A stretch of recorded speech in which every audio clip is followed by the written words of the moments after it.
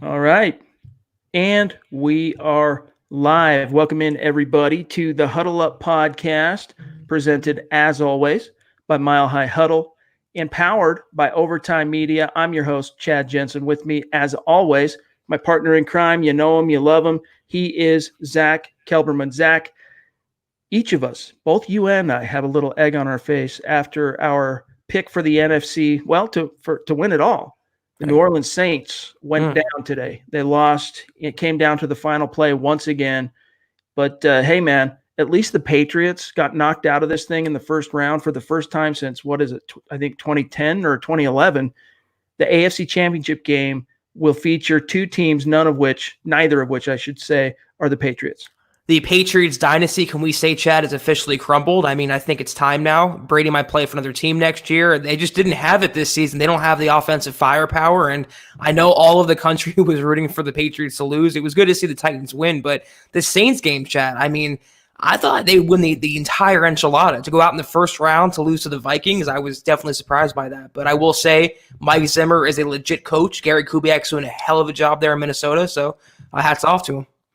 I'm curious to see next week, in particular in the AFC, how Lamar Jackson handles a first round bye and being the number one seed, and whether or not the Kansas City Chiefs can, kind of overcome last year's bad juju of getting to the AFC Championship game, getting out to a lead, blowing it, and at home, no less.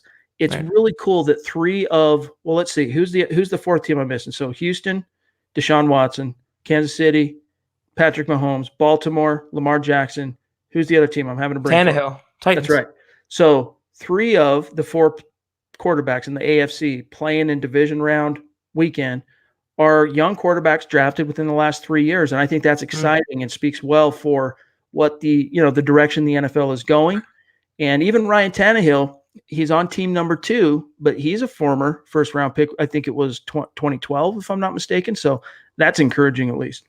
Yeah, the Broncos kind of launched Tannehill's ascension as starter by knocking Mariota out of that game that the Broncos won against the Titans. But it says a lot about the direction of the league, like you said, Chad, but also the Broncos finally also had that young quarterback as well. So it just kind of lends credence to Elway going for the youth movement. They're part of that young clique now who are going with a young up-and-coming quarterback and not riding or dotting with retreads. As you've seen, as you just laid out, retreads and these Band-Aid quarterbacks, it's not the way to go in today's NFL. So who do you have then? We gotta redial in. Then we'll bring in Erick Trickel, our senior draft analyst at milehighhuddle.com. Who do you have making it to the Super Bowl first and foremost in the AFC? And I'm going to take the Chiefs. I'm with you. I think that Mahomes a little more advanced than Lamar Jackson this time of year. Their defense kind of came around from last season. And I just think that the inexperienced Lamar Jackson will catch up to them after a while, the Mark Ingram injury as well. I do, and I know it's taboo to say about the Chiefs, but I do think they will break through this season and make it to the Super Bowl, Chad. I agree. I think it's going to be the Chiefs, and I know Broncos fans aren't going to love that, but they kind of got it coming. They've been waiting a long time, and finally all the stars have aligned for them. This is arguably, it might be, well, no, they got a little bit more time, 17, 18, 19, 20. Next year will probably be their last year that they can operate under this, cost-controlled version of the Patrick Mahomes-led Chiefs before they're going to have to pay the man, probably going to be a record-breaking contract. So they got this playoff run maybe next year, depending on when the brass in Kansas City ultimately decides to pay him. So we'll see how it shakes out. NFC, who you got? I did say the Saints, so I don't know if I'm the best person to ask, but I happen to believe the Niners are pretty legit as well. The offense and defense, very well coached with Kyle Shanahan. You can't really discount the Seahawks, even though they kind of eke by the Eagles today. They still have Russell Wilson, who's playing like an MVP candidate, but gun in my head, I'm going with the Niners. I think that'd be a really fun matchup. Niners versus Chiefs, 2 young quarterbacks, 2 great coaches. I think it'd be a good game for all of us. I'm picking the Vikings. And it's going to suck because it's going to make Elway look bad. It wasn't Elway's fault per se that Gary Kubiak chose to step down following the 2016 season.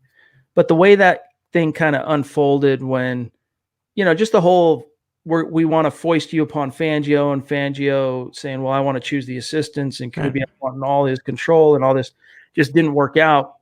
When that happens, if it happens, I should say, it's just not going to reflect well on John Elway and the Broncos. But hey, you know what? The Broncos have good things going their direction. We're going to talk about that today. They're going into an offseason with finally having landed on the guy. A lot of great pieces. They've now stacked 2 draft classes back to back. If they can do it back to back to back with the 12 picks, and we're going to talk to Erick Trickel about these 12 picks this year, plus the 70+ million they're going to have to spend in free agency, we could be talking about the Broncos in the tournament this time next year. And we're going to get to that and invite Erick on here in just one second. Let me just quickly take care of a couple of matters of business. You guys make sure you are following the show on Twitter at Huddle Up Pod. Simply the best way for you to keep your finger on the pulse of what's happening with the show in real time. And then don't forget to head on over to Apple Podcasts and leave a creative review on the show. Kills 2 birds with 1 stone. It's a great organic way to support the show. It also enters you into our monthly giveaway. Each month, Zach and I at the end, we randomly select a couple of reviewers and give away some swag, whether it's a hat, whether it's a shirt, whether it's a beanie. We're going to have a merch store coming here within the next few days. So be ready for that and some other cool stuff cooking as well. But if you want to get in on that, take some time, head on over to Apple Podcasts, leave a creative review, and it could be you. And we appreciate all of you who support the show by going on over there. It's just an organic way. It helps to get the show out in front of new potential listeners. So that's how you do it. All right, let's welcome in. Let me grab him real quick and set this up. Let's welcome in Erick Trickel. He is the man. He is the myth. He is the legend.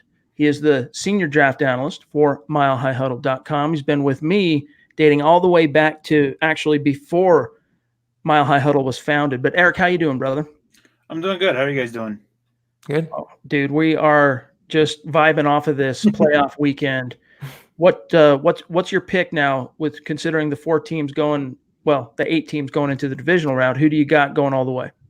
I have it as the Packers winning the NFC, and for the AFC, I really don't have a clue. I mean, I want to go with the Chiefs, but at the same time, being a Broncos fan, I don't want to. But somehow I think the Ravens actually somehow get it done. That'd be interesting. Well, guys, we've invited Erick, of course, one of the co-hosts of Dove Valley Deep Divers. I'm sure you guys listen to his podcast that usually comes out either Saturday nights or Sunday mornings. You get to hear him at least once a week. But we wanted to invite him onto the show because we've been getting increasingly, Zach and I, more and more draft-related questions. And what better person to talk to and find out what's going on than the man who spends a ridiculous amount of time. I mean, I'm telling him in like September, he's sending me mock drafts. He's sending me scouting reports for the upcoming draft. I'm like, dude, this is a sick maniac when it comes to the draft. Now, I use the E word, okay? He's a real expert when it comes to the draft. He knows these prospects. He knows the class. He knows, strengths, weaknesses, where they're going to fall, where they're projected. There's still a lot of time left in the pre-draft process for these prospects to kind of make their case for the draft and ultimately where their stock ends up come draft day. But Erick's got his finger on the pulse of that, and he's been doing it for the last, well, it's a 12 months a year thing for Erick. So you guys get your draft related questions going. We'll pull them here in the comment stream. But first off, Erick, Zach and I wanted to get your thoughts on pick 15. So the Broncos sitting there, that's the placement they've been given with their 7-9 finish. We keep hearing a bunch of names. Like we were talking about this before we went live. In a perfect world, I'd love to get a Jeffrey Okudah at pick 15. Probably pretty unrealistic, though, that he's going to be there. Probably pretty unrealistic the Broncos will have a chance at him without moving up in the draft. So I'm curious to know, Erick, what are, give me 3 or 4 prospects that you like that could fit with the Broncos at pick 15 that realistically, reasonably could be there. Well, the one that stands out that most Bronco fans want is Henry Ruggs of Alabama, the true speedster. I mean, I've spoken to some people around the NFL, and they're all expecting him to probably break a sub-4 240, if not the run in the very low 4 240s. Guy can take the top off of defense. Any kind of offense he can fit into. I have concerns about his route running, but with that kind of speed, it's not a super big deal. Laviska Shenault, he's a guy that a lot of Broncos fans will know because he plays with the Colorado Buffaloes. Big guy, you want to get the ball in his hands because he is so good after the catch. He kind of moves and reads defenses like a running back. Isaiah Simmons, a linebacker, an athletic guy who can go out there and be a true cover linebacker that the Broncos have been kind of missing. Alexander Johnson and Todd Davis both had pretty good years, but in coverage they were just lacking. Javon Kinlaw, he's a guy who has tremendous upside. If you want to get a true disruptor on that interior defensive line, he can fit tremendously into this Broncos defense. I mean, then you got a guy that I really like in Isiah Wilson. He's an offensive tackle from Georgia, and as well as AJ Epineza, a defensive lineman from Iowa. But a lot of people view him more as an edge, but he played at 280 pounds this year for Iowa, and he can reasonably bulk up another 10, 15 pounds and play 290, 295 and play that defensive end spot for the Broncos. Now, Eric, you kind of touched on it with the wide receivers. I'm really coming around to that idea of the Broncos going receiver at 15. Now, if one of them falls, let's say they have their pick of Ruggs or Lamb or someone else like Chenault, who would you personally go with that would fit the Broncos scheme the best? Well, if Lamb is there, you got to take him. I mean, he doesn't have that true speed that can really stretch a defense, but he is such a tremendous receiver. He reminds me a lot of a mixture of DeAndre Hopkins and I can't think of the other receiver off the top of my head right now who he reminds me of. But he is just such a good receiver. He's my top receiver in the class. I don't expect him to get past Jacksonville. I think that's his floor in the draft. But if he's definitely there, he's the guy that I think you have to take just because he is such a talented receiver. Now, Tristan Worse is a name that a lot of fans have heard a lot about up to this point. Is there any shot in HE double hockey sticks that this guy's there at 15? It's kind of hard to say because a lot of it's going to depend on what Washington does with Ron Rivera as the new head coach and if they're able to mend it in any kind of relationship with Trent Williams. A lot of people, myself included, compare Tristan Wirfs to Trent Williams, so that's just a natural replacement there. But, I mean, there's other teams that could possibly need a tackle. Fortunately, there's 3 really good ones in this draft, with Jedrick Wills and Andrew Thomas being the other 2. But, I mean, you've got to get – Tristan Wirfs has to get by the Arizona Cardinals, the New York Jets, possibly the New York Giants as well, and a few other teams too. That it's just kind of – it's not unreasonable, but it's doubtful that to see Tristan Wirfs fall to 15. Sorry, Zach. Go ahead, and then we'll grab Larry's question. I just wanted to say that we could all agree the Broncos' biggest needs are on the offensive line, linebacker, secondary, wide receiver. Eric, what would you go at 15? If you were making the call, you were John Elway, where would you go, all things considered, all cards on the table, at 15 overall?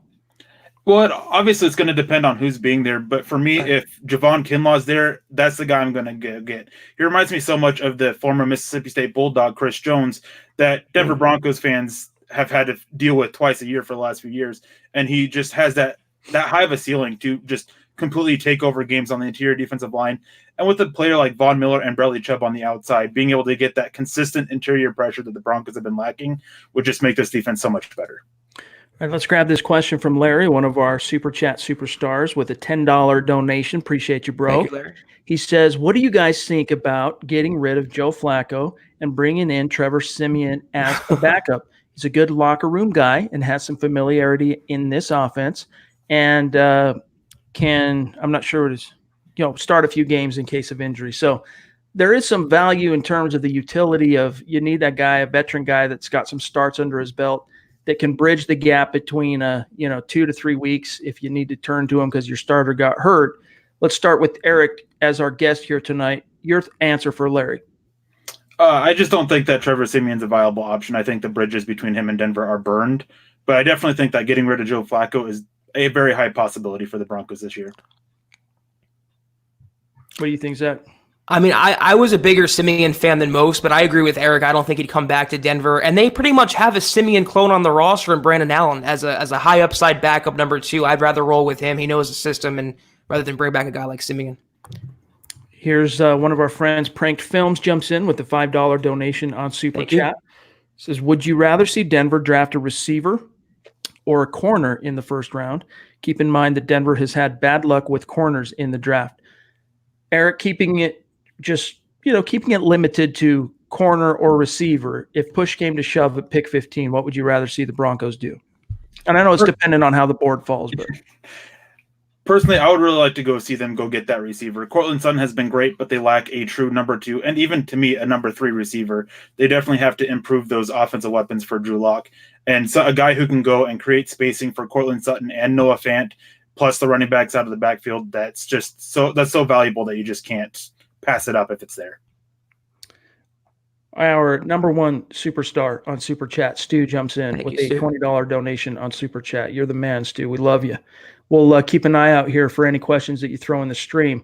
Longtime listener of the Huddle Up podcast, Jacob Smith, he says, with the Broncos' emphasis on the past 2 drafts on character, leadership, and team captains, who are some players they could target with those premium picks in the first 3 rounds that kind of fit that bill? Eric, what do you think? Well, surprisingly, one of the few things that I actually haven't done yet is go and line up who are team captains and all that stuff just yet. It's a little bit rough to do during the season, but as overtime comes out, there's going to be more about the character and leadership. So it's kind of hard for me to answer right now, just simply because I haven't done the work yet. Yeah, and that's okay. Travis says, thank you guys for everything you guys do, and thank you for letting us know about the upcoming draft classes. Appreciate you, Travis. Buana Beast, longtime listener to the show. Who moves into the number 3 offensive tackle spot with Leatherwood going back to Bama? And how steep is the drop-off from Andrew Thomas to Tristan Worse, Eric? Well, for me, Alex Leatherwood wasn't the number 3 offensive tackle. He was the number 4 offensive tackle. Mm-hmm. The number three spot for me is actually Andrew Thomas, with Jedrick Wills being number 2 or number 1, and then Tristan Worse being either the number 1 or number 2. And moving up in that spot for me is Isiah Wilson, the right tackle from Georgia. He's a guy that a lot of people didn't think would come out this year. He's a redshirt sophomore, but I really like his play overall. He's got some movement. He's got the size. He's got some power to him. And I think he can be a really good tackle in the NFL, either on the right side or left side. What's your take? Now, this is something that Zach and I have been spitballing on the show now, since about week 9. Trying to get Broncos country to accept the reality that it's going to be Garrett Bowles as the incumbent starter at left tackle again in his 4th year, which will be, of course, 2020. Do you see the Denver Broncos picking up his option here in the spring? They have till about draft time to make that decision. I don't think they'll end up picking up his option. This is a team that they want to upgrade it, but with his play, especially after the bye week, they don't feel it necessary to upgrade the position because he did play so well. He was one of the best offensive tackles since the bye week in the NFL. So they still want to, but I don't think that it's a force for them to do it. And for that reason that they're just kind of iffy about it, I don't see them picking up that 5th-year option. Okay, let's grab one here from Tim. He says, who are others at the cornerback position outside of Jeffrey Okudah who are worthy of a pick at number 15? Eric, you would know this one easy. Well, Christian Fulton, it all depends on his tackling. He's had some tackling issues this year, but his tape against Alabama is spectacular. And that right there is enough to just kind of keep him in that range for me. And I think that he can be a tremendous fit in the Broncos scheme. But against Alabama, there was another corner in Trevon Diggs for the Crimson Tide. And he's another guy who he does very well playing off coverage and in that zone, keeping his eyes in the backfield. I do think that he would be a little bit better in a press zone, but I think he is a good fit for this, and both those guys are definitely worth that spot at 15. Eric, how confident are you that Okudah is going to fall to 15 if he does? How confident, on a scale of 1 to 10, let's say? 0. I don't think he gets past 5. And that's pushing it. I think that he would either be going to the Detroit Lions or the New York Giants. That's where I feel that he is going to end up going, with Derek Brown most likely being the other one. Figured. Okay, here's one from Amaro 1983. And this is one we can take around the horn. Guys, question. Locke is the guy, but who's going to be number 2 and number 3? Seems like a backup quarterback is more important now than ever before. See the entire 2019 season and current playoffs, which is a good point. Seeing Carson Wentz, geez, the name about escaped me, go down quite early in that game today. In fact, that was quite a bummer to see. Although it was cool to see McCown get his first action in a playoff game, it was a tragedy for Philadelphia Eagles fans, that's for sure. But back to the question, Zach, I'm going to start with you on this one. Who do you think is going to be that number 2 and number 3? Or maybe the better question is the backup quarterback for the Denver Broncos in 2020 currently on this roster? My hot take is the Broncos are not going to acquire a quarterback this offseason, either a veteran or a rookie. I think they're going to go with what they have right now in Drew Lock. They have 2 young backups in Brandon Allen and Brett Rippon, 2 developmental types for Scangarello. I don't see the need to bring in another high-priced quarterback like Flacco or a rookie quarterback. So I think the backup is on the roster right now, Chad. What do you think, Eric? I think that they'll bring in another quarterback, probably a rookie in the later rounds, somewhere day 3, to just compete with Brett Rippon and kind of push Brandon Allen a little bit. But I think that the number 2 spot is definitely Brandon Allen's, and then that number 3 spot will be a practice squad spot between Brett Rippon and whoever they do bring in. Keeping our focus on the draft, here's another good one from Tim. What about some possibilities for interior offensive line picks in rounds 2 through 3? Eric, what do you got?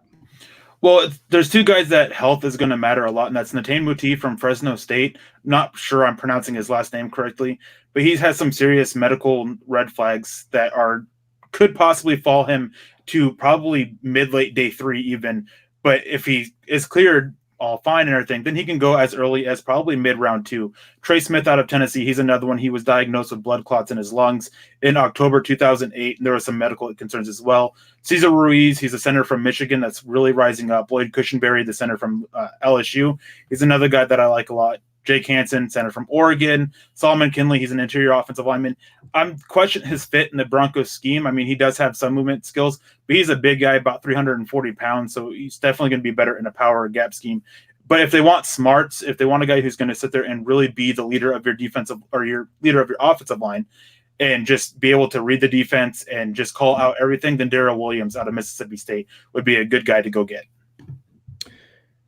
Terry Randall jumps in with a donation of 50 Canadian dollars on Super Chat. Thank you, Terry. Thank you, Terry. Appreciate that. That means a lot to all of us. We appreciate that. Edward jumps in, $5 donation. He said, Edward. Do you think the Broncos make the playoffs next year? This is one that we can go around the horn and let our hair down a little bit. We've touched on it a little bit, Zach and I, but Eric, what are your thoughts on whether or not Elway answered it right quickly off the cuff? Yes, when he was asked whether or not that's a realistic expectation for 2020.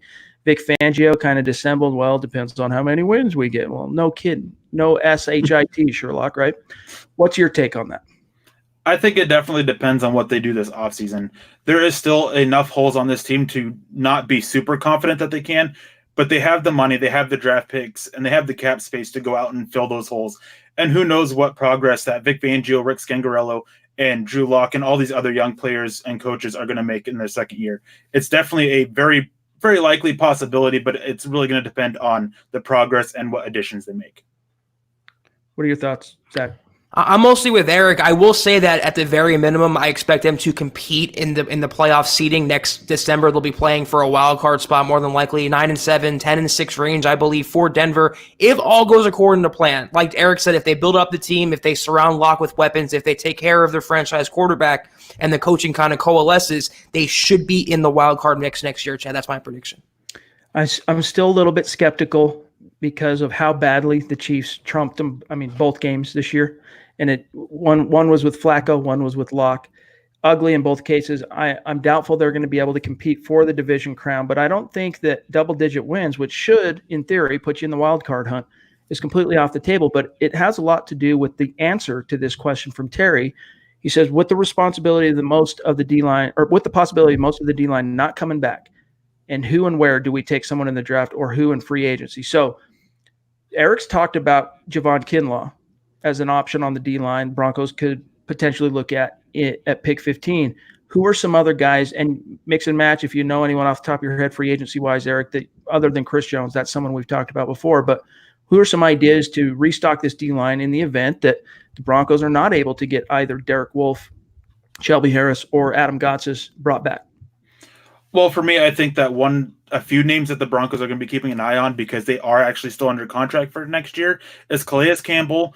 The Jaguars, they only have like $800,000 in cap space next year, and that is with them getting the full projected $200 million cap space or salary cap. So that's going to be a huge thing. He would free like $14.5 million of cap space for him. So he's one name to definitely keep an eye on. And of course, Akeem Hicks. There's been some rumors going around that he's not the best fit in Chuck Pagano's defense there in Chicago, so they might want to part ways there. And obviously, Vic Fangio, the former Bears defensive coordinator, obviously the match is there. But as for the draft, I think one guy that would be tremendous in this scheme would be Justin Madubuike out of Texas A&M. This guy is super athletic, very freakish. He's definitely going to rise up boards a lot. For me, he carries a early third-round grade, but the scouting combine is a chance for him to really show just how athletic he is and just really shoot up draft boards, because on defensive line especially, we're seeing more and more coaches and teams go for those athletic freaks that they can just coach up in technique and stuff. And he is definitely one of those guys. And then Lucky Fotu, he's another one out of Utah that I think can really help himself if he shows to be a better athlete than people are projecting him to be. And another big boy that's got experience playing at altitude. Yep. I've gotten some good looks at him. Here's one from Larry, jumps back in, $10 donation. Larry, you're the man. Says, is there a player in this draft that Denver trades up to the 11th or even higher spot to ensure someone doesn't take the player higher on their board? I think a lot of that will come down to obviously the price to move up. John Elway is kind of stingy when it comes to trading up because he just wants to hold on to future picks. So I have a hard time seeing them do that, but I think one player that they possibly could is Henry Ruggs. There's been a lot of people out there connecting Henry Ruggs to the Broncos, Benjamin Albright being one of them, and I've heard a lot of talk that they do really like him, but he still has to actually declare, and there's been some speculation he won't. But if there is one player that I really think they could, it would definitely be him. Tristan Worse would possibly be another, but I don't expect him to fall that far. If you could bring back one of those three, now when the Broncos opened this season, that was their entire starting defensive line. Adam Gotsis, Derek Wolfe, Shelby Harris. Gotsis eventually lost his starting spot. Wolfe eventually got hurt. And then Harris was moved from nose tackle to defensive end where he finally flourished. But let me start with you, Zach. If you could bring back one of those guys, and you could only bring back one, who's it going to be? I think it's a no-brainer. You bring back Shelby Harris, who has position flexibility. He's first entering his prime now. He dominated in the Vic Fangio system. He doesn't have the injury factor like Derek Wolfe. Adam Gotsis, to me, was mostly a second-round bust, Chad. He did nothing in his tenure with Denver. He needs to move on already. So it's not a question to me. I throw the bank, not the bank, let's say, but I would make Shelby Harris a pretty nice size offer. Eric, I think you share a brain with me on this a little bit closer in terms of having a sentimental kind of connection for old Derek Wolfe. But who of those trio, I mean, if you had to get down to brass tacks, you're trying to stretch those dollars and get as much value out of that as possible, but you want some continuity on your D-line. Which one of those three you bringing back? I'm going with Derek Wolfe. I mean, Shelby Harris, yes, he was great at batting down passes, but 4 of his sacks this year were very low quality. They were coverage sacks that happened 3 seconds after the snap, or plays where the defensive or the other pass rushers were forced the quarterback to move into him. And he wasn't that good as a run defender. He was absolutely terrible playing the nose tackle position for the Broncos those first 4 weeks. And he's just so inconsistent. I mean, he had sacks in 3 different games. 6 sacks on the season, 3 different games. And when you're playing a full 16-game season, that's just not cutting it for me. Derek Wolfe, his sacks were a little bit more higher quality, a little bit more consistent, especially as a pass rusher and a run defender. And it took until I think it was week 16 for Shelby Harris to actually get more total pressures than Derek Wolfe had on the season in far fewer games. So Shelby Harris is supposed to be a pass rusher, but he just didn't really show it. And 3 sacks against Minnesota, that's great. 2 sacks against the Chiefs, that's great as well. I mean, especially with how hard Patrick Mahomes can be to break down. But it just comes down to Derek Wolfe was far more consistent. I think he'd be a little bit cheaper as well. And for me, I think Shelby Harris is going to be asking for $12, $13 million on an average per year basis, and he isn't worth it. That's what I was going to ask next, is what you guys thought cost-wise it's going to take to get Shelby Harris back. Because the one thing I'll say, and this is something I can't dispute, when it comes to like Zach's take, for example, on the Wolfe versus Harris, which one do you bring back, which one do you prioritize, is the availability issue. Shelby Harris, even though this year was his first year as an incumbent starter, game in, game out, he's kind of been a rotational backup up until this point. But still, he's been consistently available for his team, whereas Derek Wolfe, he's endured his fair share of injuries over the years, and it's fair to question at what point, you're when you're throwing money out there, salary cap dollars, that you're, pissing it in the wind. And so that's the biggest thing, is you wonder how that elbow's doing. You wonder how his neck's doing. Shelby Harris is a little bit younger. He's actually a lot older than I thought he was. Shelby Harris is 29 years old. So he's not that much younger than Derek Wolfe, surprisingly.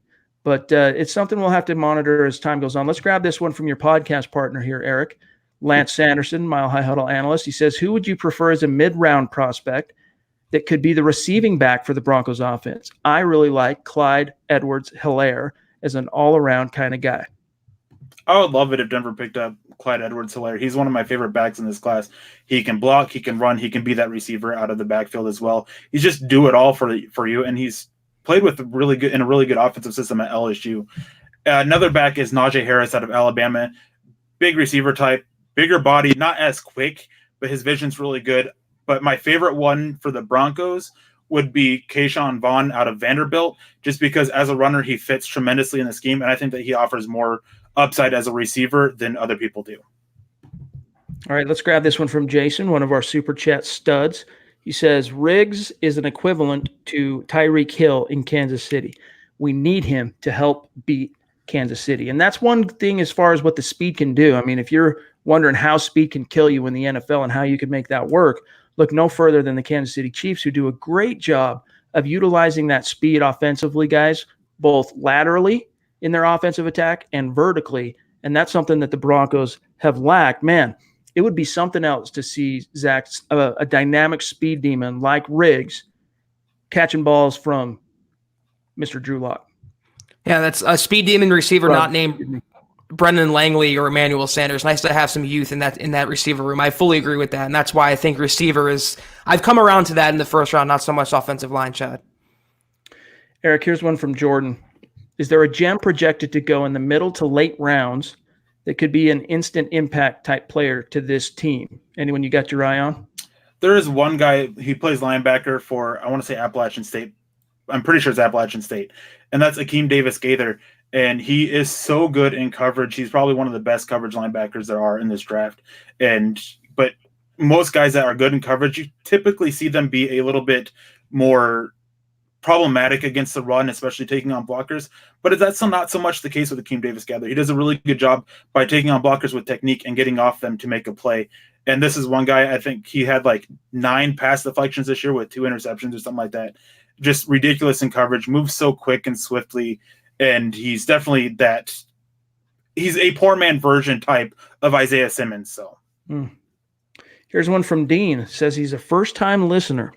Well, welcome, Dean. Welcome to the manger, my brother. He says, are players like Humphrey and the center from Wisconsin, neither of Zach or myself know how to pronounce that dude's name, by the way, the Wisconsin center, a possibility in round 2? Eric, your thoughts? I definitely think that center is a possibility. I think that it depends on what way they want to go. If they want to go more tougher with the mean streak, then Creed Humphrey is your guy. If they want to go smarter, but maybe not as high of an upside, then Tyler Biadasz out of Wisconsin would be their guy. But the guy I actually really like for the Broncos in the scheme is Nick Harris out of Washington. Okay, keep an eye on that name, you guys. We'll grab a couple more, and then we'll wish you a good close to your weekend. From Josh Johnson, thoughts on how Jerry Judy will perform at the Combine compared to the others in the wide receiver class? Could you see that hurt his draft stock, Eric? I think that Judy is just kind of falling out of favor with, at least in the public eye, as all the love for Henry Ruggs and CeeDee Lamb is going around. But I don't think that he will have a bad enough Combine to really see him fall. I think that he's going to run well. He's going to have tremendous routes. That's one of his strongest suits. And he's just going to just perform very, very well, if not excellently, at the Combine, and just cement himself as probably a top 13, 14 pick. All right, let's grab this one here, and then we'll cut you loose, Eric. It says, from Terry, who are the best 6th and 7th round prospects? So, to maybe make this a little bit more applicable to the Denver Broncos, you do your Finding Broncos series, your written articles that you do at milehighhuddle.com. Sometimes they're individual scouting reports on a player where you go through pros, cons, how they fit into an offense or a defense, et cetera, and then where you project them to go. Sometimes you'll do a Finding Broncos article that's listing, 11 late round gems on offense or whatever. For Terry here, who's wondering who some later round prospects could be for the Broncos, have you been able to circle any names at that in that case? I have, and at this point, it's still hard because there's so much draft process left. I mean, we have the Shrine Game, the Senior Bowl, Scouting Combine, all this stuff, but there's plenty of names out there. I think that Nick Buchanan is one. He's an interior offensive lineman out of Florida. There is a offensive tackle out of Kansas State, Scott France, who I think talent-wise, he is definitely a late day 2, early day 3 pick. But I think because of the fact that he's gay, that he's going to fall because NFL teams just aren't going to be okay with that, as we saw with Michael Sam. I think that if you want to look at running backs and Darrington Evans, or if he comes out, Kennedy Brooks out of Oklahoma would be a tremendous one. But one guy that I really like that's a running back too that could be had there later is Levante Bellamy out of Western Michigan. Very quick, really good hands, good in space, just a good overall player. But there is one corner in particular that I'm really looking at, and that is Jerron Bryant out of Fresno State. Tremendous fit in this Broncos scheme that they run. And I think that he can be just a tremendous player not a true number 1 corner, but he could be a very good number 2, number 3 corner in the NFL. This one here is from Jason. He says, Sorry about that. I meant Ruggs, not Riggs. It was a typo, but it's worth another $5 to help the show. Thank you, Appreciate it, Jason. I know you got me there, dude. I was saying Riggs, and but we all know who you were talking about and who I was talking about, so it's all good, brother. Alessandro wants to know, what's your take on Austin Jackson from USC and Josh Jones from Houston as possible second-round picks, Eric? I mean, if Austin Jackson is there in the second round for the Broncos pick, I'd be all aboard that. I've seen a lot of people talking about him as a pick at or possibility at 15. I'm not so much for that. He's very athletic, but his technique is still very, very problematic. And at the combine, if he is able to show more improvement, more consistency with his technique, then I'd be a lot more open to it. And Josh Jones is very similar to that. His technique is still a little bit raw and still needs quite a bit of work. Second round is a little bit high for me right now. I have him as an early third round pick, but depending on how the combine goes, same with Jackson, he could definitely rise up and help himself. All right, last one here, and we'll wish everybody a good evening. This is from your partner. He wants your take on Logan Wilson, Eric. I haven't watched any Wyoming. Lance up there on the frozen tundra of Wyoming. Well, hey, listen up, and Glenn brings up a point here. Please have Eric back. This has been a learning experience for me. We definitely plan on having Eric a lot more involved in, we're going to bring him on as a guest here on the podcast, try and get him on at least once a week to talk draft leading up to the draft. And he's doing so much work, intensive work on the pre-draft process. We got the Shrine Game coming up. We got the Senior Bowl coming up. Then we're going to have Combine. Then we're going to have, pro days galore leading up to the draft. And we'll have Eric involved, keeping you guys plugged in as best we can. So stay tuned for more of that. Oh, Chris jumping in really quick. Where'd he go? Jeez, it's moving fast. $21 donation on Super Chat. Thank you, Chris. One of our superstars. Appreciate you, Chris. And also the reigning champion, Eric, of the Mile High Huddle Fantasy Football League. You got something special coming your way, by the way, on that, Chris, in case you missed that. On the last pod, we got some stuff we're going to send out to you. Lance trying to talk some smack here. You son of a All right. Listen up, you guys. Eric, thanks for joining us tonight, brother, making some time for us and for our listeners and viewers here. Everyone enjoys hearing all this about the draft, learning. It can seem like a kind of an information dump. You're hearing names and you're trying to connect faces and teams and players and prospects, and it can seem like a lot of information. But the more we talk about this stuff, the more up-to-date and educated we're all going to be on the draft. And so that's why it's so valuable having a guy like Eric come on the show and drop some proverbial knowledge. Let me grab this real quick here. Make sure you're following Eric on Twitter at Erick Trickel. You can see there in the screen my partner, Zack Kelberman at Kelberman NFL, and then myself at Chad and Jensen. And then also, you guys, don't forget, you want to make sure you are following the show on Twitter at Huddle Up Pod. But that's going to do it for today. You guys will be back in the saddle, Zach and I, tomorrow night, Monday, 6 p.m. Mountain, 8 p.m. Eastern. We'll see what kind of news emerges as it relates to your Broncos storylines, topics that we can dive into Monday night. But in the meantime, Eric, my brother, thanks for joining us. Have a great night, man. Yep. Thanks for having me.